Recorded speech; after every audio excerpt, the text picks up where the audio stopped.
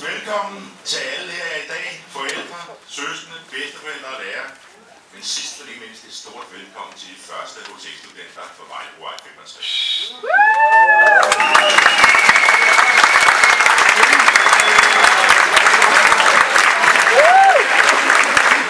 Kære studenter, så er det sidste dag på CPH Vest. En dag uden forberedelse, og hvor jeres tanker kan glide væk fra fokus og drages til den vogn, der venter på jer med kolde øl og uden I får en røffel. Men nu er den sidste dag jo altid, såvel for lærere som studenter. Jeg lærte jo først en del at kende af jer i 3.G, men med 11 lektioner om ugen er vi da kommet meget tæt på hinanden. Tja, der er faktisk også en del forældre dernede, jeg kender, jeg bare aldrig set.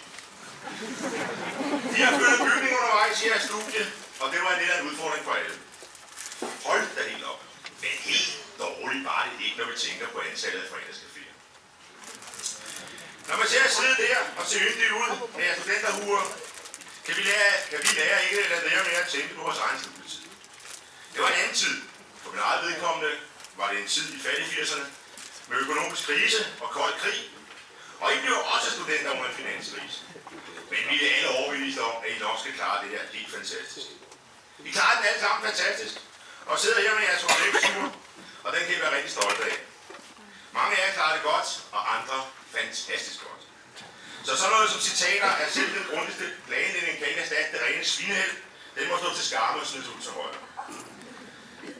Det er jo specielt, at I blev de første HTX-studenter her på Vejlebrovej 65, og derfor vil I altid stå i vores erindring. Endnu en gang et stort tillykke, og nu vil jeg overlade ordet til skolens direktør, Eva Hoffmann Bang, som har et forberedt.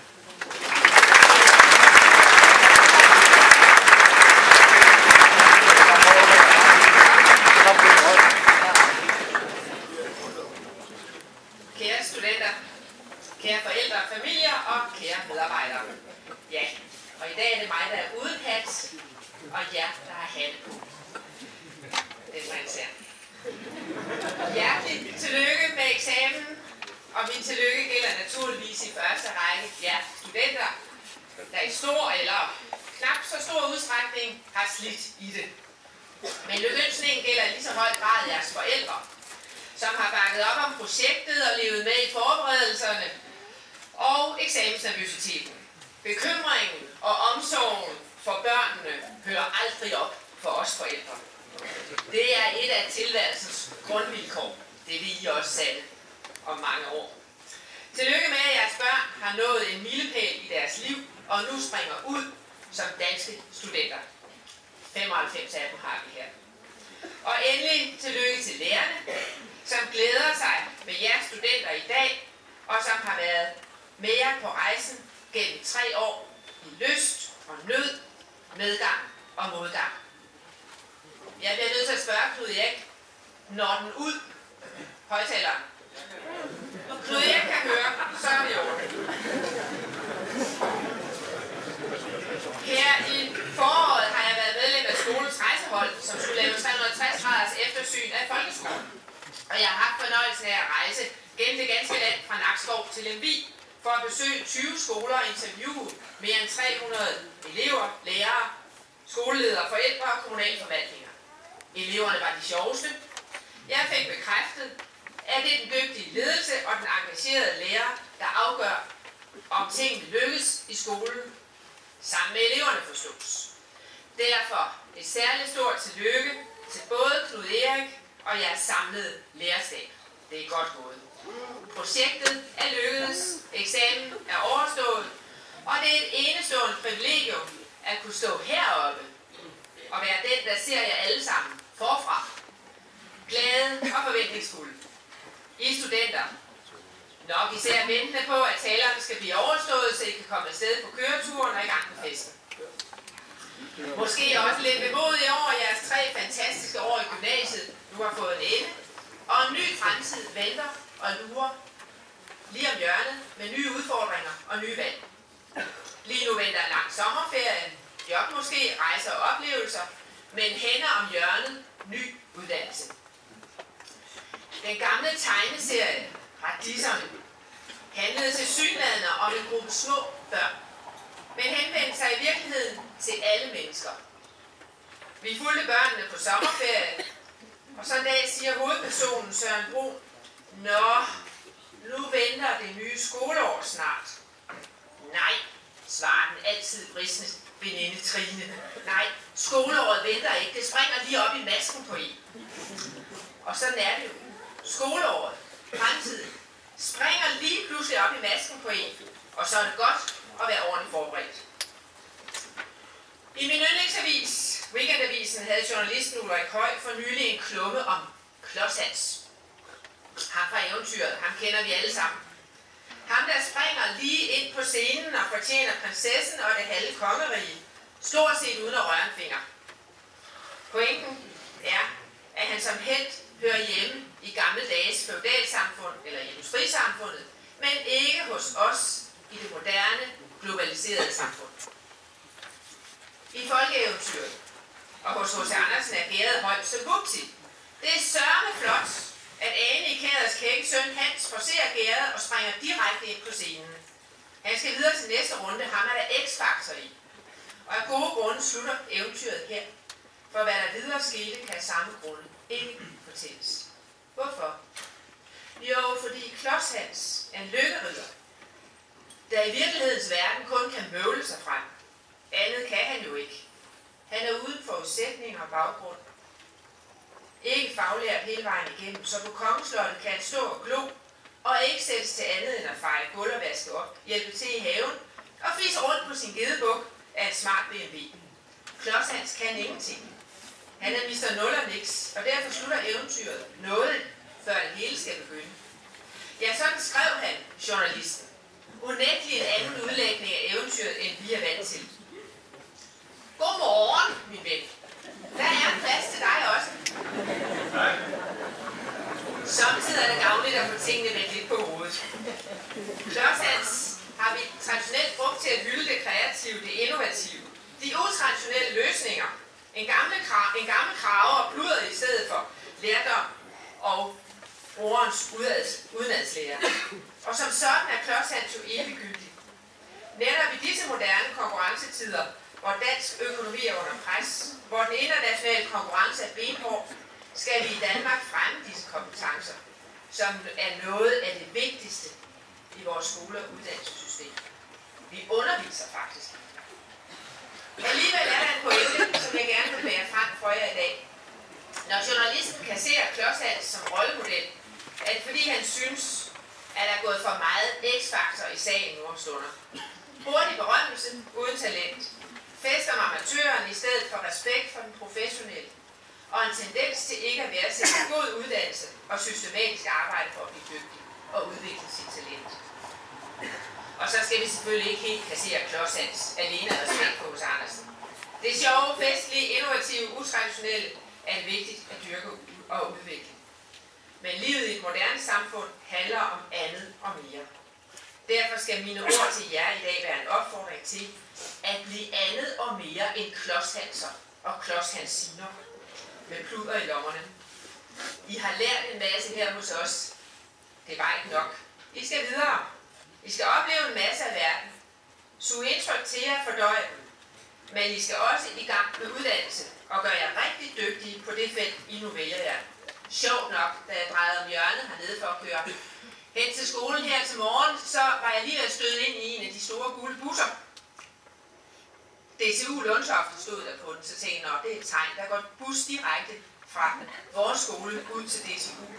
Vejen er avis, men der kunne være, at der var nogen, der valgte den anden. Der er brug for jer. Samfundet har brug for jer. Vi andre vil gerne overlevere ansvaret for vores land til nogen, der er dygtigere, end vi har været, for at sikre jeres fremtid og Danmark. Og nu ved jeg jo godt, at der er stigende arbejdsløshed, og aviserne hver dag skriver om krise, og det kan synes håbløst. Får man overhovedet job, hvis man tager sig en videregående uddannelse? Ja, sandsynligheden for at få et interessant og vellønnet job er i hvert fald væsentligt større, hvis man tager en uddannelse end uden. Det er kun de allerfærreste, der klarer den på X-Factor eller pludder i lommerne alene. Hjemme hos os havde vi det så mange andre familier tæt inde på livet med min yngste datter, som blev kandidat for 3 år siden i sin yndlingsfag. Hun troede, hun skulle ud og have job med det samme. Det fik hun ikke. Sendte 100 ansøgninger, og så tog hun noget andet end det, hun lige havde tænkt. Fik nogle nye kompetencer og søgte igen, og nu er drømmejobbet der. Efter sommerferien skal hun være lærer på HTX. Det er hun jo glad for.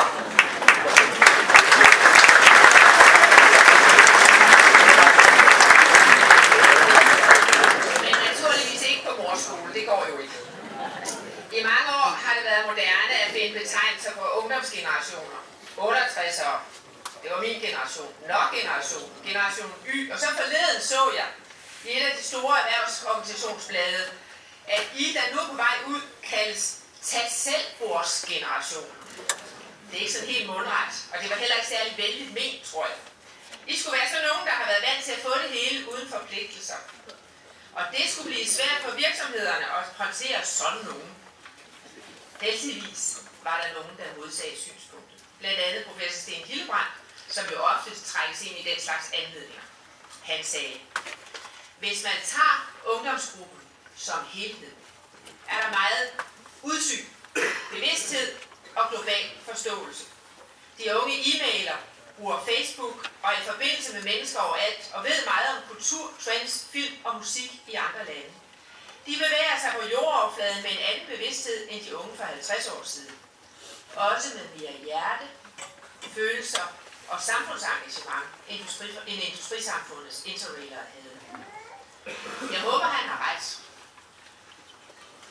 Og hvis han har, så vil jeg være ret fortrøstningsfuld. Det vil jeg nu under alle omstændigheder. Så tilhører I en generation, som på jeres egen måde er i gang med et stort dannelsesprojekt i det at være menneske, sådan som generationer før jer har været det. Da jeg for nylig rodede i nogle gamle familiepapirer, faldt jeg over en kort biografi fra slutningen af 1700-tallet. Og jeg kunne ikke lade være med at læse. Manden havde været i latinskole, altså gymnasium. Hvis der havde været HTX, er jeg sikker på, at han havde gået der. Han fik gode sprogkundskaber, stor interesse for naturvidenskab og teknik, gik på universitetet og så på dannelsesrejse. Kiel, Berlin, Tübingen, Paris, alle steder for at høre de ypperste naturvidenskabelige forskere forelæse og knytte livslange menneskelige og videnskabelige kontakter. Og så var planen at rejse til Skotland for at studere moderne landbrugsteknik. Men der ville de nu ikke lukke ham ind, fordi man mistænkte ham for at være revolutionær. Sådan kan det jo også gå. Der var krig dengang. Eller stadig. Dog ikke mellem Frankrig og England. Siden tog han hjem for at omsætte teorien i praksis. Livslangt bevarede denne mand sin interesse for naturvidenskab, sit brændende engagement for tekniske fremskridt og sine mange venskaber. I sandhed et livslangt dannelsesprojekt. I dag vil et dannelsesprojekt være anderledes og ske i et langt hurtigere tempo. Men grundformen kan man godt tage ved lære af. Det gælder om at følge sin interesse, dyrke talentet og bestandigt blive dygtigere samtidig med, at man modnes som menneske. Hjerne og hjerte bør følges ad. Når jeg ser ud over jer i dag, så kan jeg kun blive meget optimistisk. For jeres dannelse og for fremtidens Danmark. I ser ud til at have både hjerte, følelser og engagement. Og jeg ved jo, at I er dygtige. Og har alle muligheder for at blive endnu dygtigere. Endnu en gang tillykke med eksamen, og held og lykke med jeres fremtid.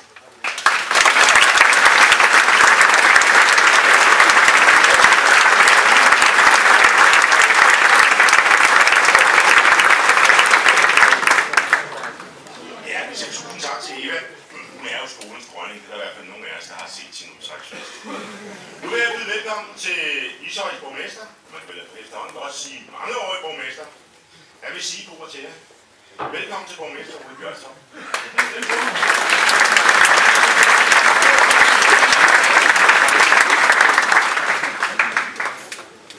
Tak.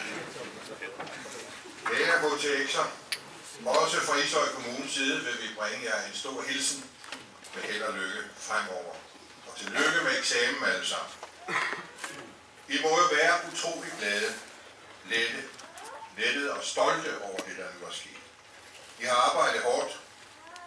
Ikke bare op til eksamen, men i de 3 år, I har haft jeres gang her på CPH Vest i Ishøj. Det har sikkert været sjovt, surt måske en gang imellem, inspirerende og meget andet. Så det er formentlig med mange blandede følelser, at I nu skal sige farvel til det hele og drage ud i en større verden. For nu er det alvor, som man siger. Nu begynder det virkelige liv. Ja, den har man jo sikkert hørt mange gange før. Lige fra man gik i børnehave, han har sagt, og gik over i folkeskolen, så har der altid været en, der sagde, at nu skulle man tage sig lidt sammen. Nu begyndte det virkelige liv.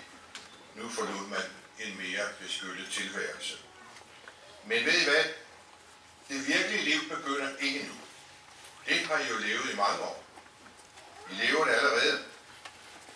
For nok har I jo også været begravet i bøger og lærdom, siden I forlod skolen, folkeskolen. Men det at gå i skole, også her, er jo noget andet og mere end at læse lektier.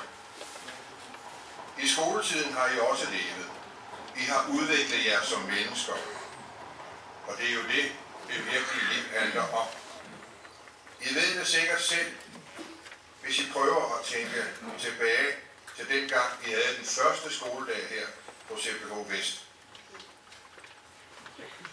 Ja, det kan måske synes, at det var i går, vil nogen sige.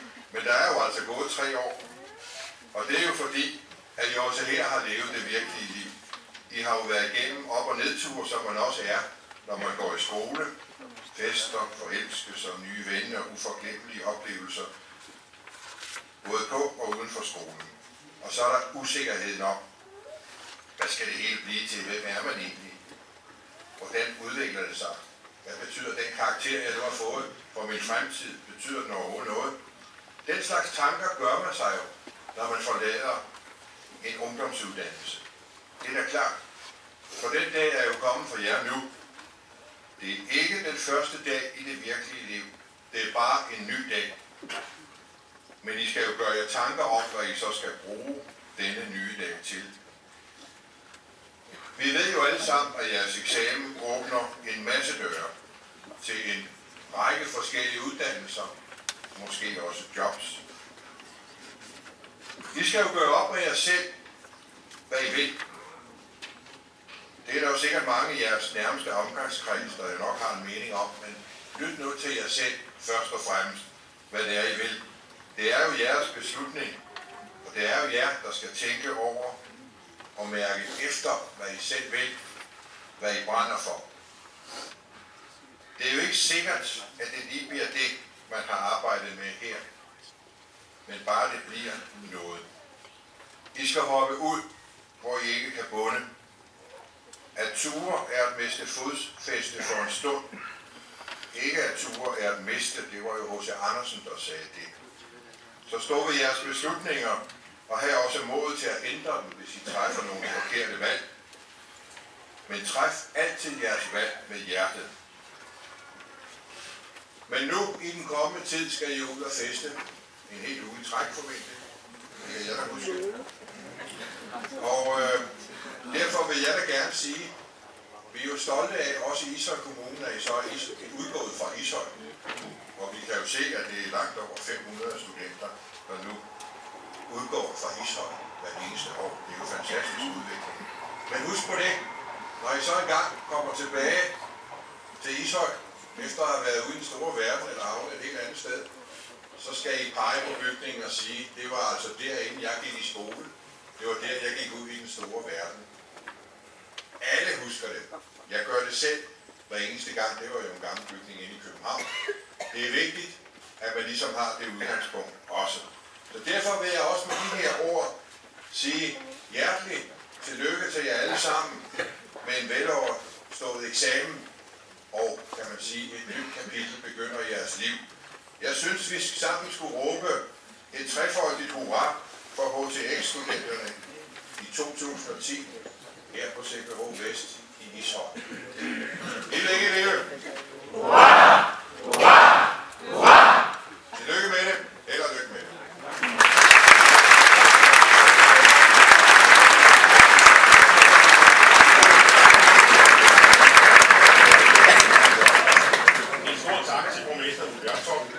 Så nu holder vi en lille pause i talerrækken, og nu skal vi til at uddele nogle penge. Det er godt sådan selvfølgelig. Det er jo, at hver år, der uddeler deres uddannelse rejseplaner til en elev. Og det skal selvfølgelig bruges til at rejse ud i den store verden og dygtiggøre sig. Det er en mulig måske jo først fejre af eksamen. Jeg skal byde velkommen til Nordea og Nordea. Så uddeler sig af Nordea.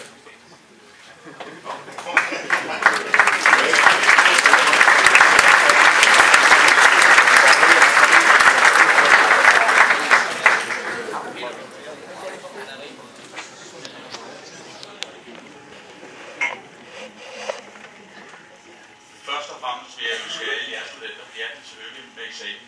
Jeg synes, det er utroligt godt gået. Så vil jeg sige tak, fordi jeg har muligheden for at komme på vegne af Nordea-fonden og uddele et legat på 8.000 kroner til en af jer. Legatet er i år gået til en elev, der på et tidspunkt sendte en mail til skolen, og han får lov til at gå her frem og på en anden HTX-skole. Skolen tænkte, hvad er nu det? Hvorfor vil han skifte skole? Det er der altid en mistanke omkring. Det viste sig hurtigt, at den mistanke var fuldstændig ubegrundet. Der mødte en elev op, der var temmelig genert. Der stillede mange spørgsmål om alt muligt mellem himmel og jord. Det betød også, at alle hurtigt lærte ham at kende på kontoret. Det var en elev, som er et meget socialt menneske. Eleven har blandt andet etableret en lektiecafé for sine kammerater. Han, kan jeg godt fortsætte med at sige, har været et muntert indslag i hverdagen og er altid meget hjælpsom.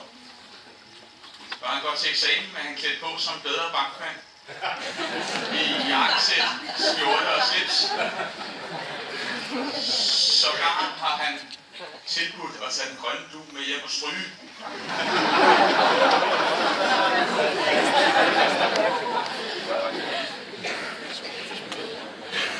Udover de ting, han har udrettet, har han også imponeret et eksamensgennemsnit, der i hvert fald er væsentligt højere end mit. Jeg vil godt have lov til at se mosser heroppe.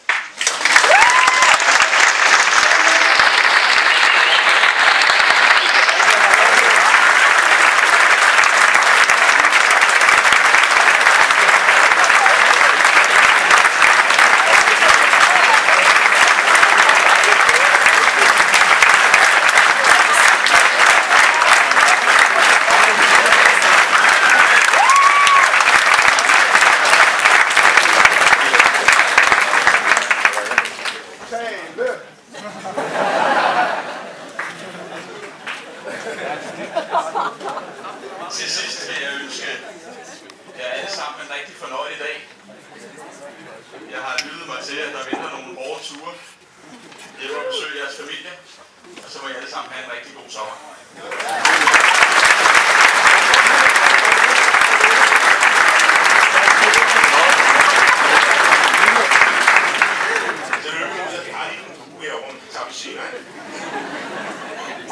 Så, nu bliver også rent de sidste rækker, og svedperlen begynder at trykke frem på lærernes pander, og det er pludselig i gang med en elevsag.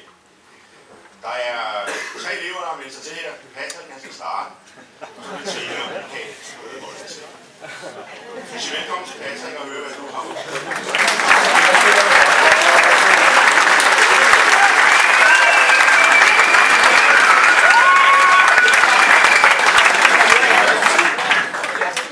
Skål!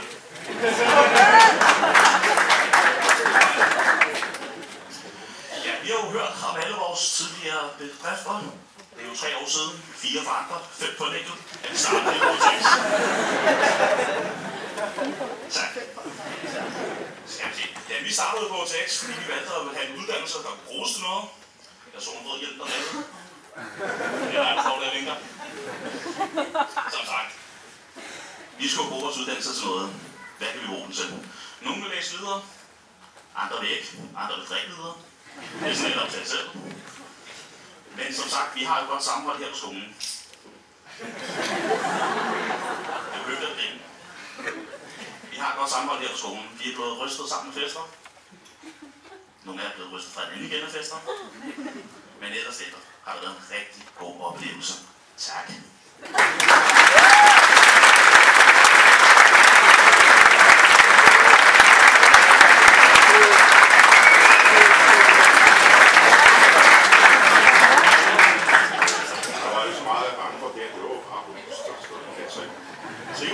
vi også nogle ord.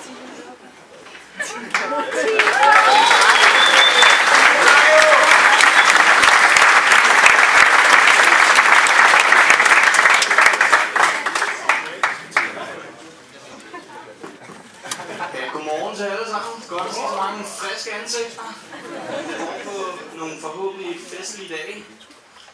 Jamen, vi vil starte med at sige tillykke til alle studenterne. Det er sgu meget godt gået. Vi fik ugen. Ja, men vi begyndte jo her for snart 3 år siden. Der er nogen, der har taget et par ekstra år. Med god grund. Men vi lagde ud med at være en af de årgange med flest piger. Det er vi vist ret mange, der er glade for. Så og vi fandt jo hurtigt ud af, at vi var en festlig årgang, som nød godt af at møde op til alle fester og arrangementer, der nu engang har været her på skolen i løbet af årene. Det sørgede jo så også for, at vi blev hurtigt rystet godt sammen på tværs af alle klasserne og årgangene. Og det har sørget for, at der måske har været lagt lidt mere vægt på det samvær og de sociale goder, vi nu har nyt af, i stedet for at møde op i skolen. For eksempel, jeg tror, vi er en af de årgange med flest fravær, eller mest fravær. Det kan godt være, at vi har haft meget fravær. Til gengæld er vi også en årgang, som har nogle rigtig flotte resultater. Jeg kender i hvert fald et par stykker, der har fået en del 12-taller på eksamensbeviset. Det skal så også siges, at det er ikke helt vores egen skyld. Men vi har jo også nogle rigtig, rigtig gode lærere, som vi har været rigtig glade for. Nogle hårde lærere, men nogle dejlige lærere, som vi gerne vil sige tak til. Tak for 3 rigtig gode år, rigtig dejlige år, rigtig festlige år. Så vil vi også gerne sådan, nu er Michael er jo sådan rimelig glade for elevrådet, kan man også godt sige. Så vil vi gerne sige tak for nogle gode fester, og tak for nogle godt tak fordi I kom alle sammen, og tak fordi I gad fest med os, og tak for 3 rigtig gode år, og tak fordi at I gad at dele de her år med os.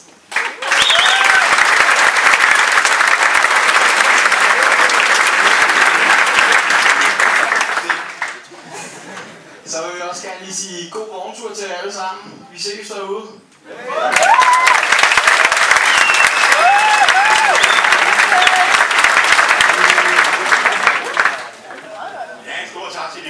Det var ikke Trine, det var Tine, der kom.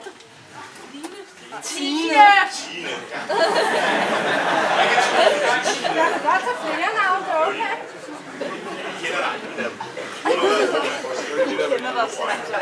Så nu er vi lidt op på rækkefølgen, fordi nu skal vi til årets lærertale. Lærertale. Og der kommer en lærer, som vi godt kender rigtig godt, tror jeg. Og Sundhed selv kender jeg måske også rigtig godt. For årets lærertale, det skal holde til Dorte.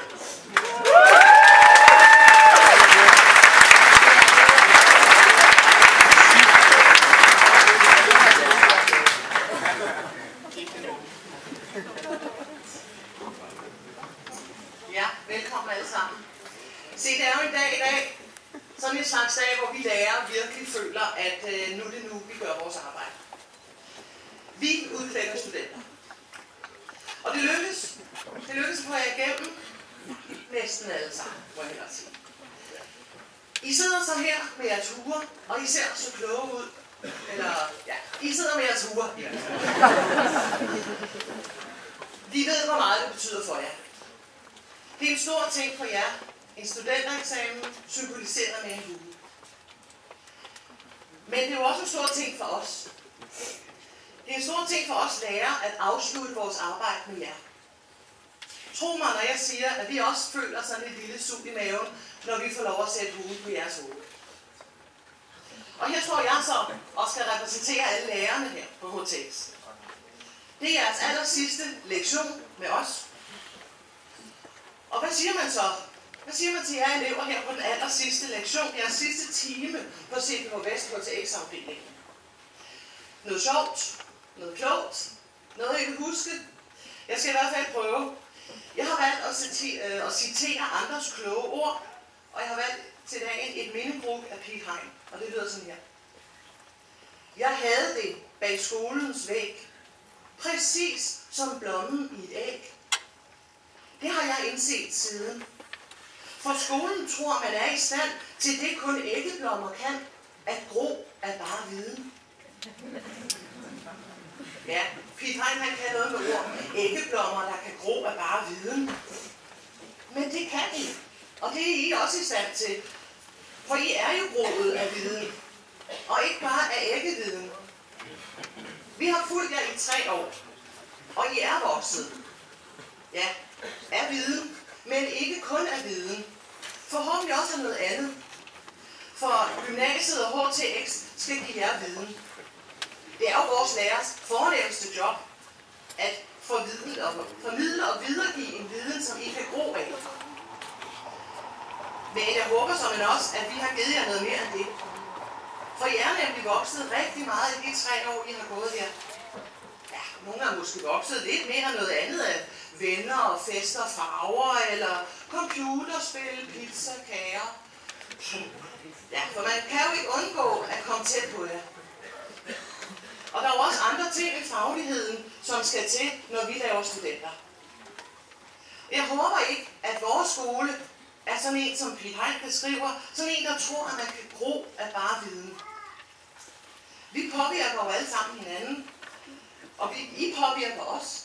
Og vi lærer forhåbentlig også påvirker jer på en sådan en god måde, og også på noget mere end vores faglighed. Vi håber, at I hvert fald vil huske os for mere end faglighed og bare eksamen. Vi håber, at det er sikkert nemmere for nogle af jer end for andre, og det vil måske også vise sig i de eksamensbevis, der ligger klar her. Men har I så haft det som blommen i et æg? Ja, siger vi. Men siger I. Det er ikke sikkert, at alle sammen synes det. I hvert fald ikke endnu. Men lad os snart ved til gamle elevfest om 1 år eller 2. Så kan det være, at I indser det før eller siden, ligesom Piet Hein skrev. Lige nu, der synes jeg måske sikkert, at det har været hårdt. Og vi har været urimelige, og vi har været kedelige. Men vi har forhåbentlig også været lidt hyggelige og spændende indimellem. For I er jo en særlig overgang. Det er allerede blevet nævnt. I er særlige ved, at I er de allerførste HTX-studenter på 65. For I har jo oplevet flytning undervejs. Og I har været tålmodige. Og I har været tålmodige med de besværligheder, det har medført. Måske har I også oplevet nogle frustrerede lærere indimellem, der prøvede at gennemføre undervisning i lokaler, der overhovedet ikke var færdige ved skolens start. Vi beklager, men vi synes faktisk, at vi fik det til at fungere. Alle sammen. Vi startede i nummer 45, hvor I var færre elever, og I ender her på en stor skole med mange samlede uddannelser. Vi HTX-lærere, vi håber, at vi har bragt noget af ånden med os over for nummer 45. Og I har i hvert fald hjulpet os med det. Det skal I have tak for. Nu har I gjort jeres arbejde. I har slidt i det. Nogle af jer. Og vi har gjort vores arbejde. Vi har slidt i det. Særligt med nogle af jer. Nu skal vi så til at vinke farvel til jer, når I kører afsted i jeres vogne. Og det er jo glædeligt. Det er en fantastisk dag. Men det er også lidt vemodigt. Personligt, så bliver jeg altid lidt rørt på sådan en dag som den her. Men vi er jo stolte af jer. Vi er stolte af at sende jer afsted som studenter i dag. Og vi håber, at I får en stor glæde af den bagage, I nu har samlet sammen i de 3 år, I har gået her. Ja, for lige meget hvad bagagen indeholder, så er der i hvert fald noget, I kan bruge. Det tør jeg helt sikkert godt love jer. Jeg indledte med et mindegrund af Piet Hein, og jeg vil også gerne slutte på samme måde. Det er et gruppe, som hedder en evne. Der findes folk, som ikke mere har evnen til at feriere. De bør tage fri og gå omkring og øve sig i ingenting. For hvad nytter ens kløgt og viden, hvis man har glemt at spille tiden? Ja, nu har vi lærere jo indtil for nylig set, at det er bestemt ikke alle sammen, der har glemt at spille tiden. Men, kære venner, nyd det nu. I må godt nu, I må gerne spille tiden lidt nu. I må gerne slappe af og holde ferie, for I har fortjent det. Men glem nu ikke, hvad vi har lært jer. Og husk nu, at ferie er jo ingenting uden en hverdag. Så lov mig, I klør på igen efter en velfortjent ferie. Rigtig hjertelig tillykke med jeres eksamen, jeres uger, alle sammen. Og for alle os lærere til alle jer elever, vil jeg ønske jer rigtig, rigtig meget held og lykke videre på jeres vej. Tak.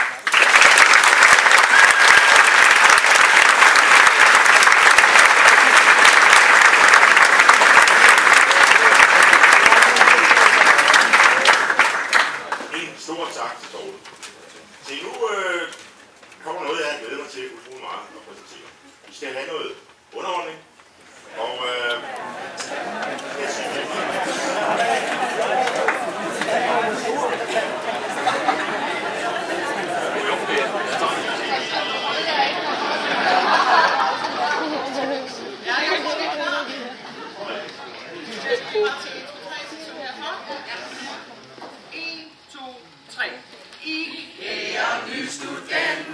nu skal I slippes fri. I sidder her med huer på, synet kan vi lide. Eksamener er bestået, og lærdom har I fået. Nu venter ferie, fester, sjov og noter smides bort. I glemmer snart, at livet her i juni var lidt hårdt. I lærer har nu set jer ved prøvens grønne bord, og hørt om I har husket vores meget kloge ord. Se, nogen var nervøse, men vi var generøse. Husk, hvis det ikke gik så godt, dit 12-tal udeblev. At eksamen er en fest, hvis det gik, vi er elev. ja. Nu vinder sidste time, vores job er færdiggjort. I er nu blevet studenter, og vi synes, det er stort. Og ja, nu skal I feste, for I er da de bedste. Vi kommer til at savne jer, det er da soleklart. Vi ser på jer og tænker, Gud, hvor har vi haft det rart. Livet er til ende, og HTX er slut. I hente I, vi håber ikke, at I har fortrudt. Og hvis I orker mere, så kan I nu studere. I skal nu træffe store valg, og I kan vælge frit. For det er jeres belønning for de 3 år, I har slidt. Nu venter jeres vogne, for det er jeres dag. Og derfor er de pyntet op med grene og med flag. Se tårer på vores kinder, når bilerne forsvinder. Vi vinker, og vi slutter nu med vores lærersang. I husker held og lykke, siger tak for denne gang.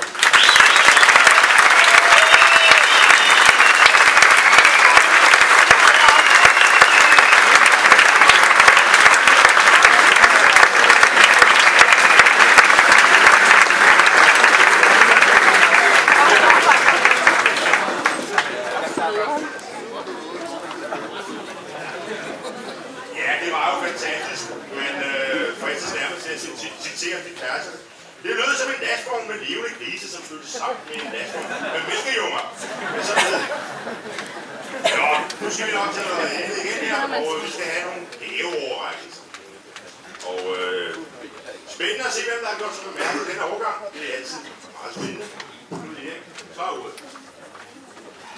Ja, det er så det lidt mindre seriøse indslag, der kommer nu. Det har jeg fået lov at holde. Marie Kirkegaard. Heroppe. Hey!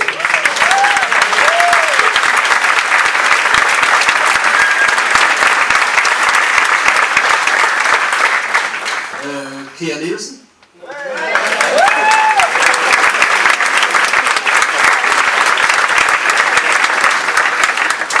Mette Smed.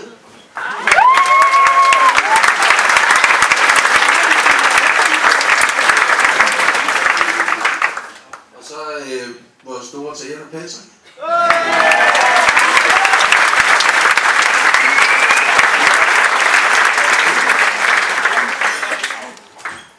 Morten Brecht.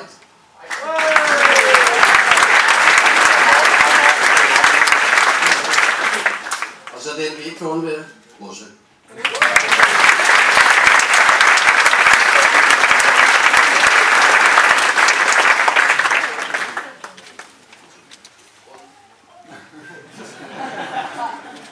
Og man har en sekretær, ikke?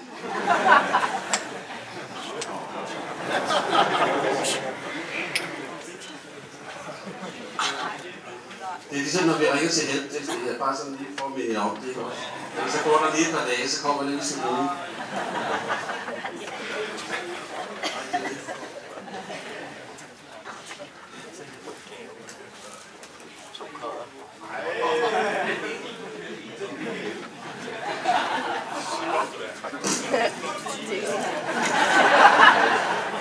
Se, det er sådan, så en af vores elever har scoret en rigtig flot eksamen, og det er Marie Kirkegaard, som i ren gennemsnit har fået 11,5.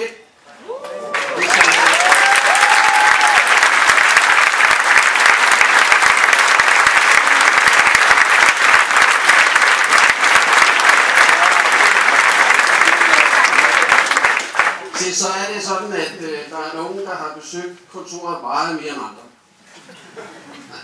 En af dem er Mette Smed. Mette Smed har lært mig på 3 år en masse om retfærdighed, med udgangspunkt i uretfærdighed. Og det skal jeg huske, det er altså 4 år, jeg har tilbage i min karriere her på stedet. Mette, du skal have mange tak for de 3 år, du har været her.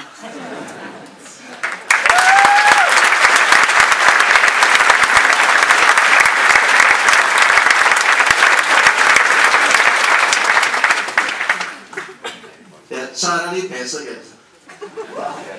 Patrick han tog ganske enkelt røven på mig, da vi havde skriftlig eksamen, så da vi er ved at rydde op. Jeg har faktisk ikke set ham.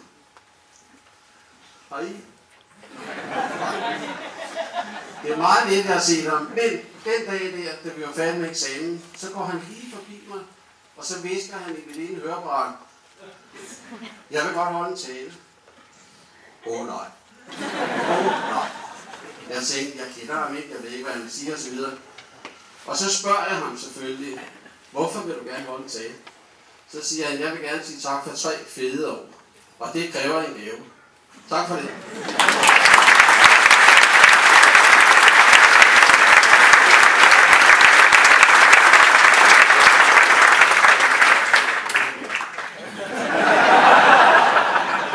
Der er meget, man ikke ved om den vej, tror jeg. Så Morten. Så det er sådan, at Morten og jeg, vi har kendt hinanden i mange år. Ja. Men i mange gode år. Og der er faktisk kun én ting at sige til Morten og til alle de andre. Hvis der er en, der har fortjent den her studenterhue, så er det Morten. Stor hånd.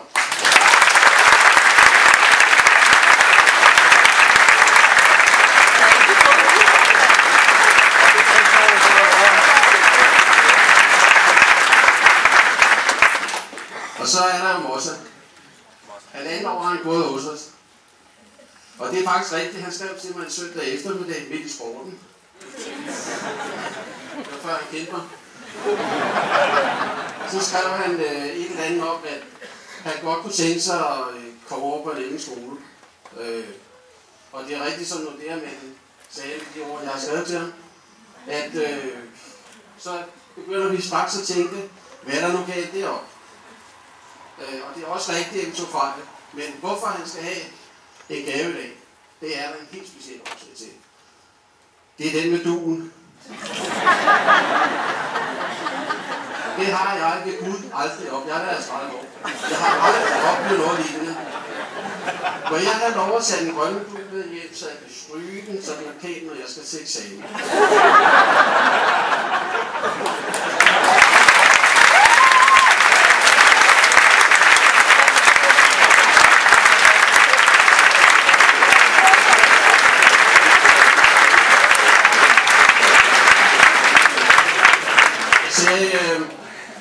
Eller det mere seriøse, så er der nogle elever, der altid irriterer en af helvede.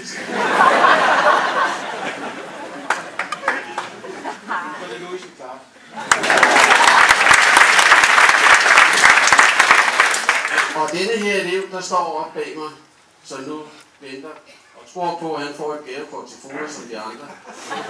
Han tager fejl.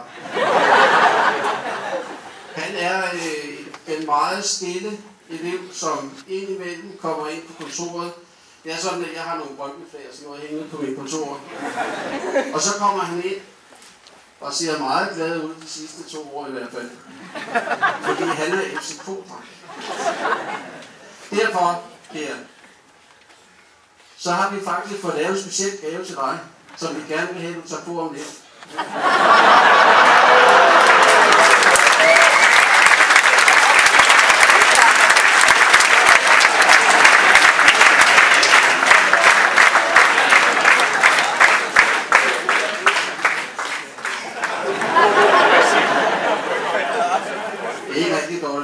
beslutte nu.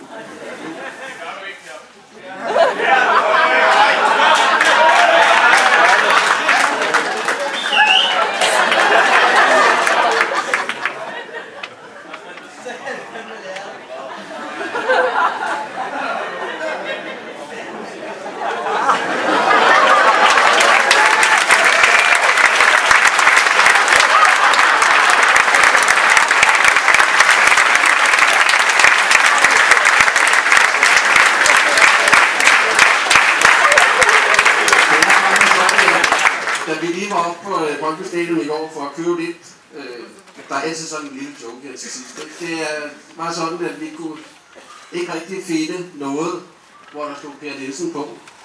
Så vi fik den specielt til at lave den i går eftermiddag, specielt lavet til vores Per Nielsen. Så må vi håbe, det holder lige så længe som den anden, vi gjorde derude. Tak for det.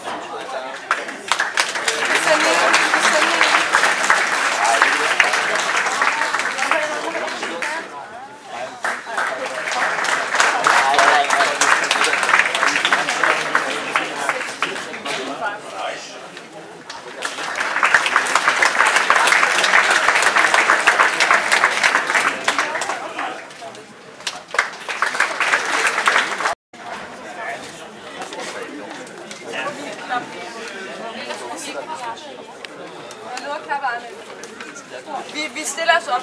Stående pigefald, får du.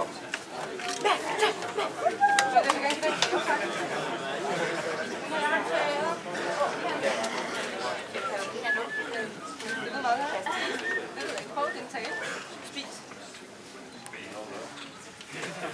Prøv at se, de kunne finde ud af at stille sig over. Ja, pyt med det. Det kunne vi ikke. Fordi vi har så højt alle sammen.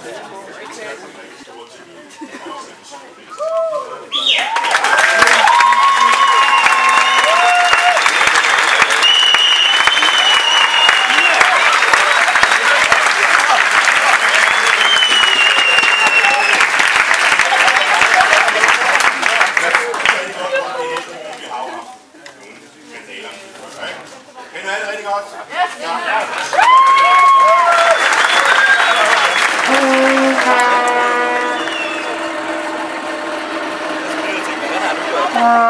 det er i hvert fald ikke tosset. Det er ikke mig.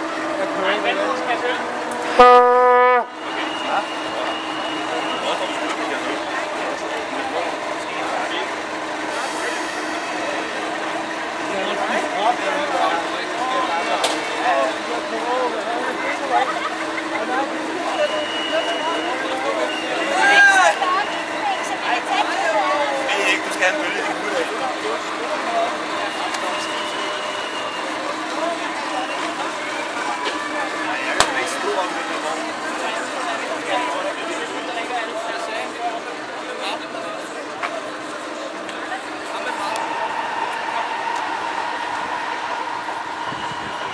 Sådan, Niels, mand.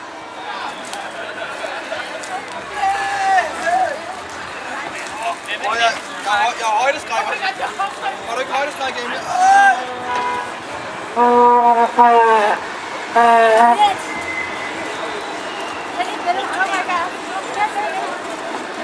Jeg skal have et billede med dværg.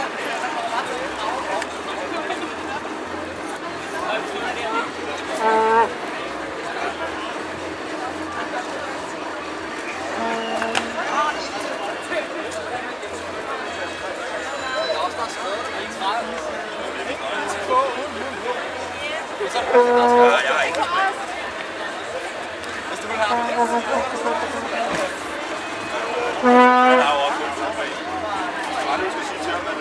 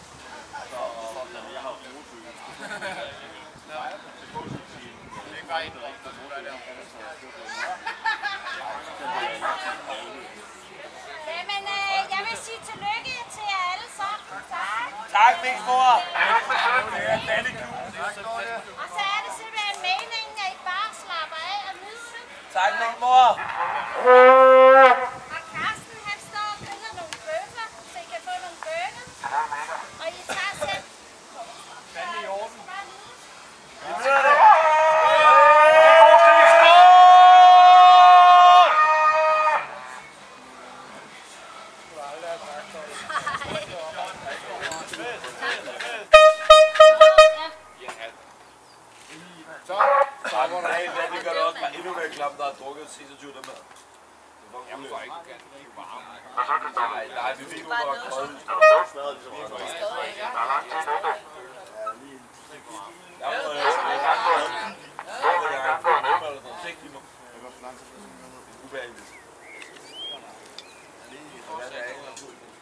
Der er stadig 5 timer nu, til vi er færdige. Nej, Thijs, du kan godt have noget. Nej, faktisk, vi sidder langt i jorden der. Det er der elefanttoren igen. Nu har du flyttet ud til skov, han har lavet paintball bag. Der har sådan passeret til to. Ja, den har han stået med den går over. Nå, okay. Det er meget skægt. Han er i gang med at lave paintball bag. Ja. Det er meget skægt idé. Ja. Han er meget sådan kreativ også. Ja. Det er der ikke allerede. Han er den eneste, der har sådan en russisk kampvogn i Danmark. Ja. Kan du køre også? Ja. Du kører på markedet? Ja, jamen forsvaret ringer til mig og siger, kan du ikke komme ud og køre hos os? Fordi at,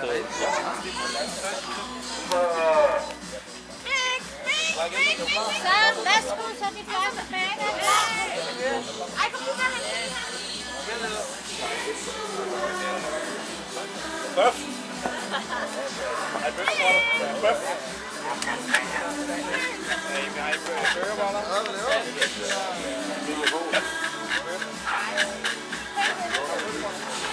Der er noget til de hurtige. Down down. Big down down. Det er der starter. Jeg mener, der spiller jeg vores sang, og så synger jeg på. Det kommer på dag. Vi spiller vores sang.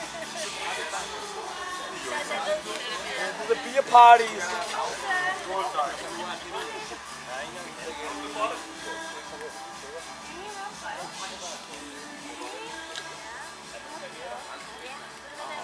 Det ligger derovre.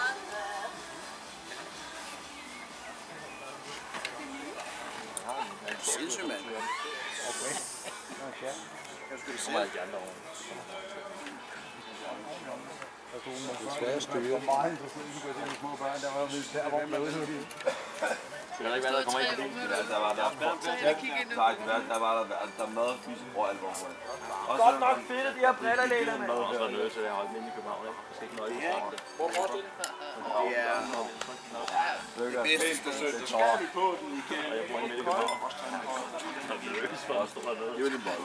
Så jeg skal ikke tage en seriøs. Jeg kan godt spise den ikke. Det er meget fedt. Bare nogle dejlige bøffer. Ja, det var godt. Spiller Tusses næste måned? Spiller Tusses? Nej, ikke. Hvornår? Den er skrevet Crazy Motherfucker. Det har jeg så åbenbart lige for at vide, at jeg skulle. Den har lavet Crazy Motherfucker. Så ved du det dårligt. Bare så du er klar til det. Altså nok også få ham til at skrive mor på. Du skal ikke til mig hjem. Har du fået noget motherfucker? Ja, så meget. Der er noget mor. Mother. Der kommer tekno på. Det er Mathias, der står derinde. Hvad vil jeg vælge, Jørgen? Niles!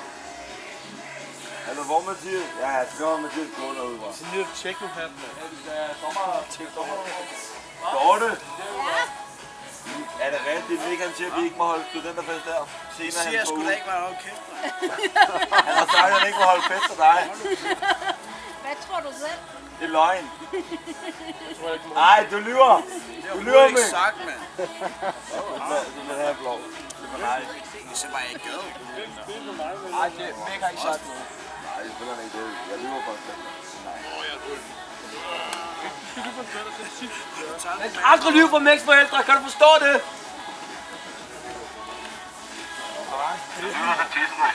Der tisser mig i sengen. Can I get some cheese?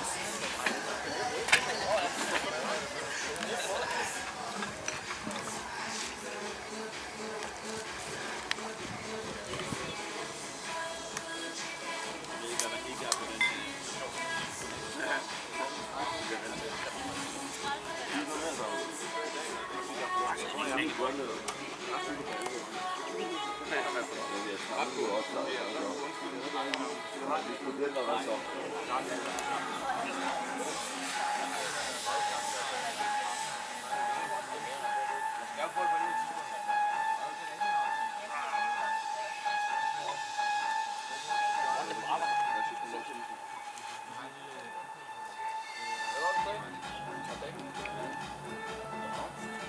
Og man må sige det. Lov sådan der. Nej, så lige være 20 minutter snart.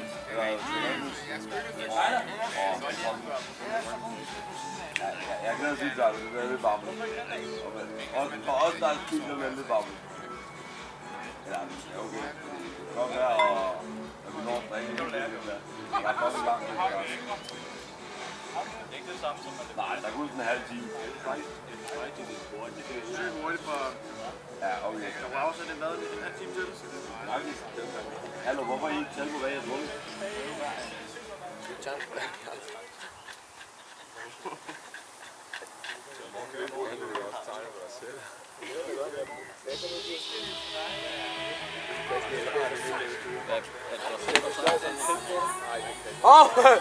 Hov! Det var da sjovt noget, det var skidt der. Så nederen, Patrick. Hvad? Så nederen. Jeg vil til at skubbe ham. Hvorfor skubber du ham ikke, mand? Det er sommerlov. Ædru menneske, det er bare sådan der, uff. Ja, kun ædru. Folk, der drikker, slipper ikke noget. Jeg holder den bare på 2-4 bar på timen. Jeg holder den anden sag meget med at være.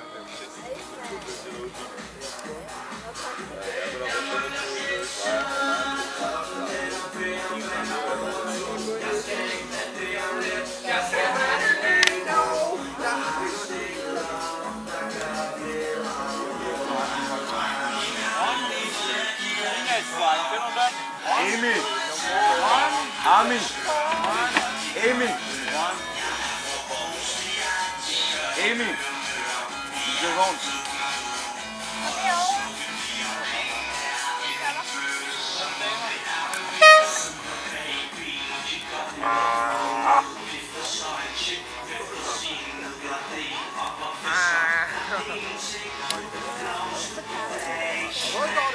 Det er fandme noget unge, det er mange, der er der stedet.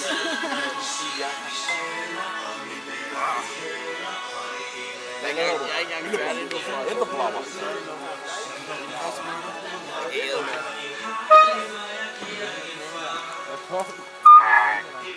Jeg var stolt med mig, mand. Sang.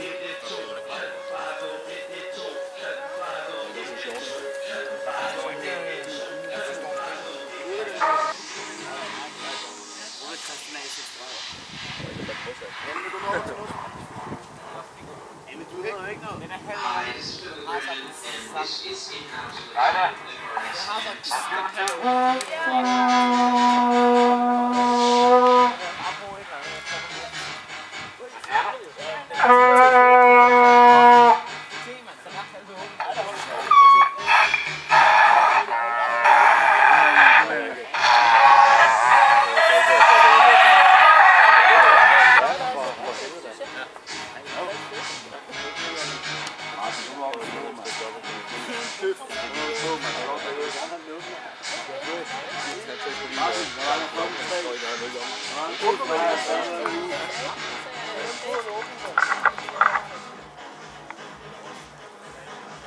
Også du er min ven.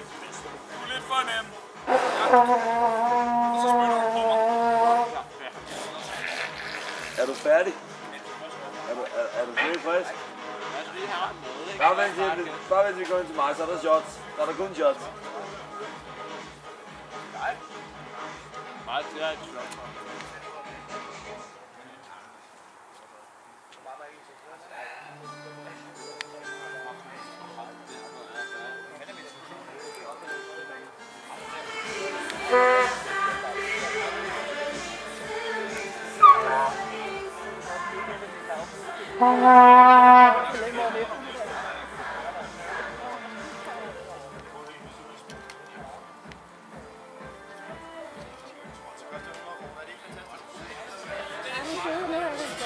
Det ved jeg ikke, og så er der et stykke græs imellem, og så helt her. Men vi kan så godt tænke, så er der noget bøger, der er nede på. Vi kan så godt tænke os at få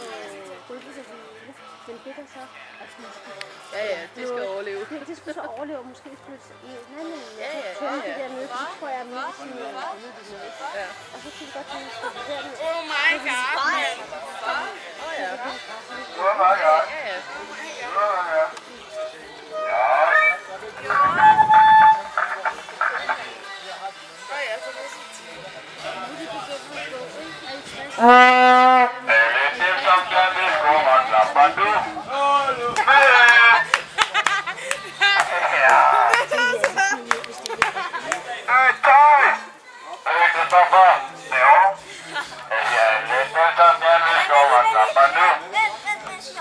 Alle, der ligger over jorden, bliver pisset på.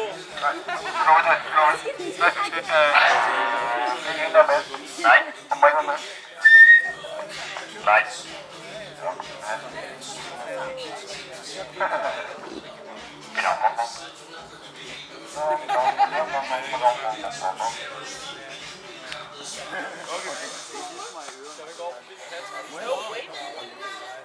Andreas, prøv at være sådan her.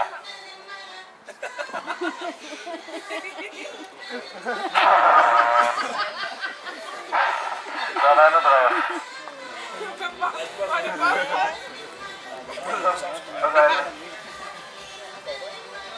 Gå nu.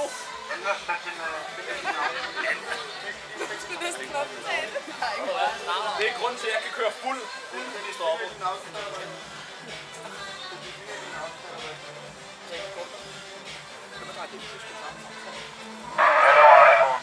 Hvor er du lederen?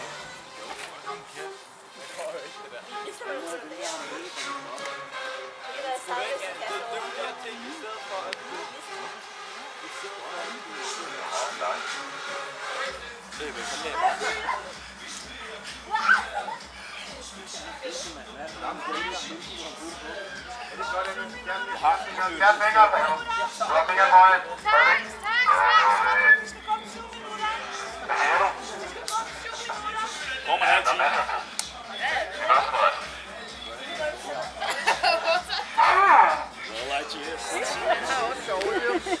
Han må have været udvildet.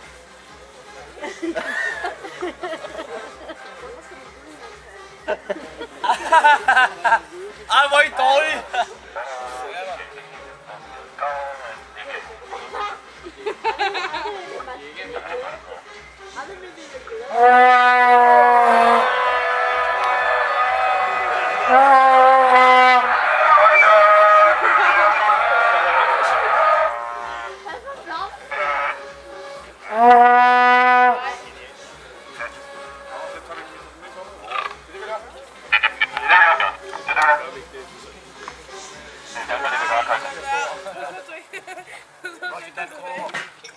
Leila, har du styr på tiden? Ja, vi går om... Det ved jeg ikke. Jeg skal lige tjekke uret.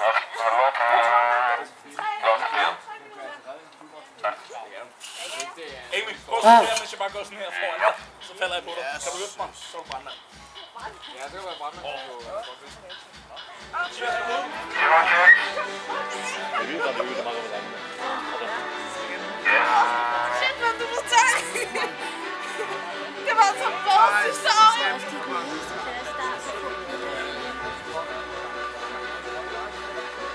Vi skal snart videre om det.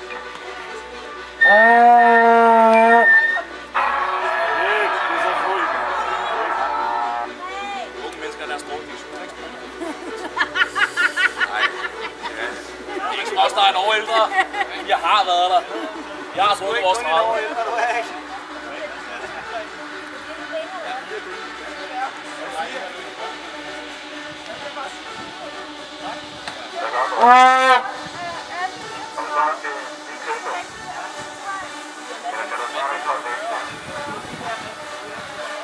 Jeg lige tænder i en gruppe, ikke? Ja. Så jeg finder ud af. Vi er klar nu. Nu er vi klar. Mathias foran! Væk. Væk. Vi kan gå ned på knæs på Okay. Er der nogen, der... Mik, kan du gå ned i knæ? Jeg går fandme ikke ned i knæ. Jeg kan gå ned her. Nej, gå ned i knæ foran. Han kommer aldrig op igen. Ja. Jeg har også. Jeg har det klart. Ja. Så er det stille, mand.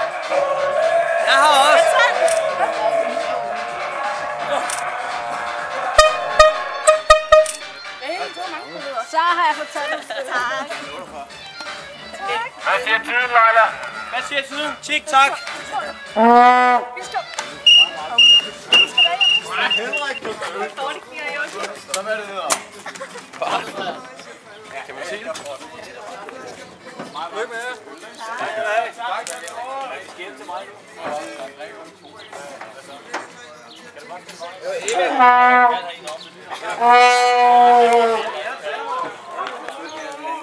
Jo, jeg synes, det er sådan. Ej, du ved, hvordan det er. Jeg ringer altid til min mor. Hej. Det var rigtig hyggeligt. Godt. Stille, hvem? Det var sikkert, der var lidt omvej, hvordan vi fik det ned igen vejen.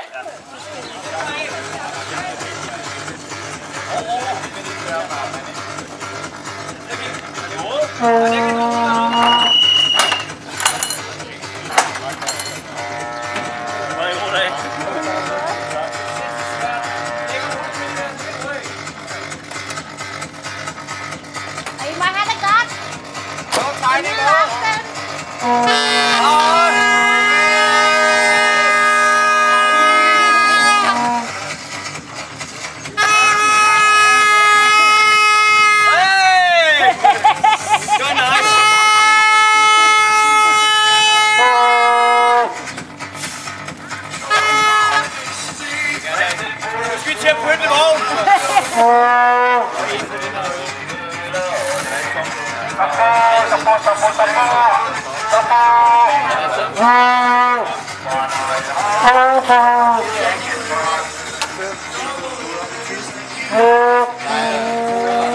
Så soldater, så kører vi